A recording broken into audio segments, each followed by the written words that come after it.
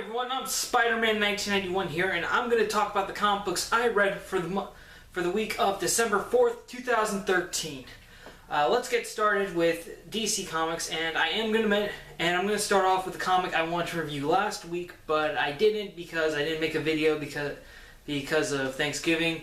Anyways, let's get started with Aquaman number 25. This is the conclusion to Geoff John's run on Aquaman. And pretty much what happens is Arthur hid the king. Apparently, at the end of Thrones of Atlantis, Arthur hid the king's scepter, the dead king's scepter, and he retrieves it from a sunken ship where he hid it and uses it to control the trench to invade Atlantis and take it back from the dead king.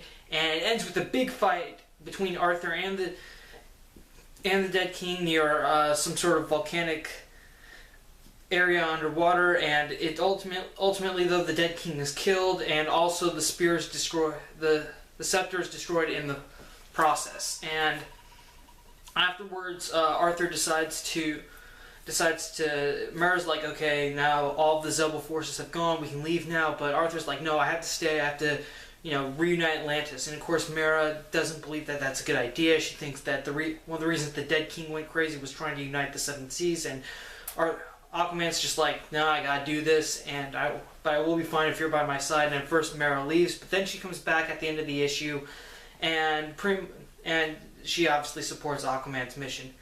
Then at the final page, we get an epilogue that shows Nereus, the leader of the Zebel armies, who was once engaged to Mera, going to meet Ocean Master and saying that he wants Orm to help him find the other 7 sea kingdoms, so that they can take down Aquaman. And all of this will be featured in a Justice League run entitled I believe the Seven Seas, which is going to appear in Justice League, which is also written by Geoff John. Aquaman number 25, I loved it. I thought it was a great conclusion to Geoff John's run on Aquaman. It pretty much uses almost all of the things he brought into the Aquaman mythos since he relaunched the series. The trench, the dead king, the king's scepter, and it also the epilogue at the end where we get a hint that there's going to be an upcoming Justice League story arc that is going to evolve, where once again Aquaman is going to be kind of like the central character of it. I think that's going to be great. If it's anything like Thrones of Atlantis, it's going to be awesome. I'm not sure if it's going to tie into Aquaman or not, but it probably will. It'll probably be just like Thrones of Atlantis. Cannot wait to see that. Also, I think Geoff John's run on Aquaman really did redefine the character. It made Aquaman cool again. I mean, that's basically what he did. He made pretty much a number of people who were like, oh man, Aquaman sucks, he's like the worst Justice League member, go, okay, Aquaman's cool now, he's awesome, you gotta read this. That is why I think anyone, if you missed out on getting any Aquaman comic written by Geoff John, I would say get it in trade, okay? Just pretty much they're all out in trades right now, so Christmas is coming up, put that on your Christmas list, any Aquaman book by Geoff John. And this one, and this story arc though, if you haven't been reading it, I would say wait for the trade, otherwise go ahead and buy it. And the next issue, Jeff Parker is going to take over. Hopefully his run will be just as legendary. Alright, now for the comics that I actually did read this week from DC. Green Arrow number 26. I love Green Arrow. Green Arrow is amazing. It has the same feeling as Arrow the TV series, in that in this book, Oliver and Shadow return to the island that Oliver was stranded on because apparently that's where the Arrow totem is, and they hope to use it to negotiate a deal with the Outsiders. And of course, the Outsiders know that Shadow and Oliver are on the island, so they decide to send in the Shield clan to take care of them. Alright, Green Arrow number 26, I really do like what Jeff Lemire is doing on this title. He's definitely, it's not exactly the same as Arrow the TV series, but it does have like the same feelings, alright? There's definitely, they've added some more depth to the whole Oliver being stranded on an island. It wasn't just like some random accident or something. There's also the secret with Oliver's father. That was something in the TV series, except instead of the Undertaking, it apparently has to do with all these weapon clans. So we have no idea what that's about. Also, Oliver does have a half-sister now, so yeah, a lot of cool stuff is going on in Green Arrow. going on in Green Arrow. If you are watching the Arrow TV series, I highly recommend you pick up the Green Arrow comic as well, because it does have... Because if you love the TV show, you're definitely going to love the Arrow comic book. And also, Arrow the TV series does have its own comic series, so pick up both if you will. Besides, anyone see last week's episode? How about Barry Allen, huh? Comment below. Alright, next up, Green Lantern, number 26. Okay, so after all the hype, I was like, oh... So after the last few comics, I was very excited about it. I loved them. This one, not really the same feeling for me. It really didn't. It was just basically Hal Jordan has to call in all of the Green Lanterns to deal with One Star Sapphire, although granted she is controlling almost every other member of her race on her planet. So he pretty much has to call in the entire GL Corps and Mogo to deal with One Star Sapphire. And right before this, Hal Jordan made a proclamation that, okay, we all know that the light of our power rings is limited by a reservoir. We don't want to run out, so we're going to hunt down every single lantern, any non-Green Lantern. And so, yeah, so he pretty much has to call in calling in your entire Corps to take care of just one unauthorized ring wielder, that's just, that really does set a bad example of what your mission is. And Hal even admits that at the end of this issue. He says to Kilowog, like, okay, we have to call in the entire Corps. We definitely set a bad example. I mean, man, I just don't... I mean, what's going on with Green Lantern? I really don't like how Hal Jordan is being written in this book. I mean, he seems less hot-headed now and more... I mean, I get that he's the leader of the Corps. He has to be more reserved, more strategic, but it just doesn't feel like the same Hal Jordan that we've been reading for the past couple of years. And this whole, all the Green Lanterns are now going after all the other colored lanterns. That seems a bit strange, if you ask me, because I mean, unless that's going to lead into a whole Green Lantern Sinestro Corps War 2, that might be interesting, but at best, I would say right now Green Lantern is just borrow it from a friend or skim it at your local comic book shop. All right, moving along. Time for Marvel with Young Avengers number 13. Okay, pretty much Loki confesses to everyone that he made a deal with Mother and he was trying to manipulate Billy to have some say, and manipulate Billy into rewriting the rules of magic and so that he can get some say into it. And right when Loki confesses this, Leah and all the other evil exes disappear. Yeah, and also, once that happens and they're able to free Teddy, Teddy speaks to Billy, and he and Teddy are able to defeat Mother with the power of love. Not even making that up. That's actually what happens. And they pretty much send all the doppelgangers back to their respective universes, and the Young Avengers return home, and Billy reunites with his parents. However, Loki escapes. Okay, yeah, this not exactly, it really isn't a great Young Avengers story. Okay, the ending was just really anticlimactic. Also, we still have no idea who the heck the fake patriot, Patreon, whatever you want to call him. We have no idea who he is. After they defeat Mother, Billy even asks him, like, hey, can we get Tommy back? But the dude just vanishes. So that's going to be open-ended. I mean, unless we get a conclusion to that, I think in the next 2 issues, then I have to say that this entire series just really, if you want to, let me say, is really not as good as everything with the Young Avengers in the past. It really isn't, okay? It's just been, I feel like there really hasn't been any kind of real goal going on here. Like, what was the point? I mean, I'm left asking myself, like, what was the point? Was it supposed to be, like Billy and Teddy confronting some doubts with their relationship? Was it, I don't know, trying to get another team of Young Avengers together? Because I'm really not seeing what the point of this was. And it just felt really boring to read. I did like one scene, though, when Billy was kind of like looking over all of reality, and he's kind of like walking across all the pages of the this Young Avengers comic. That was pretty funny. That was something I enjoyed, but other than that, there really weren't a lot of good moments in this.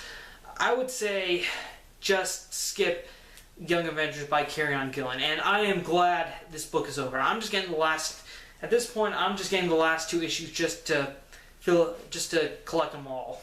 You know, just that's the only reason why. Okay, next up, Amazing X-Men #2. There's pretty much sort of 2 halves to this entire issue. One half, the issue is in Hell, and that's where Storm, Iceman, and Firestar are, and they're pretty much fighting demons, some of which are aligned with Azazel, others I think are just living in Hell. And here's the thing though, Storm's powers don't work because there's no weather. Also, Bobby is melting. However, Bobby is powerful enough to freeze over part of Hell. That was actually pretty cool, but he passes out immediately afterwards. But also while they're dealing with troubles in Hell, back in Heaven, Wolverine and North Star are dealing with another one of Azazel's ships. And when Wolverine's fighting the captain of the ship, this dude named Captain Jack, who has like these knife powers, he gets contacted telepathically by the soul of. And big spoiler here, if you don't want to see it, just fast forward for the next minute, okay? Professor Charles Xavier. That's right, Professor Charles Xavier has a cameo in it. When I saw that, that was like, oh man, Charles Xavier is here, dude, kill her! and Xavier pretty much tells Wolverine, like, you have to find Kurt. Like, you have to find Kurt. He's in grave danger. Make sure you find Nightcrawler before his father Azazel finds him. And what has Nightcrawler been doing this issue? Well, actually, right after the ship that Storm and the others were fighting in Hell slowly leaves, we see that Kurt has been patiently watching it, getting ready to strike with the blue Bamfs. So that was pretty cool. Yeah, Amazing X-Men #2. This is a very great series. This is really a great X-Men comic right here, okay? They're pretty much going into Heaven and Hell, and they're also fighting Azazel's forces, and trying to find, and now they know that they have to, well, actually just Wolverine knows that they have to find Nightcrawler, and this will be this will lead to, I believe, Nightcrawler, and this is the return of Nightcrawler.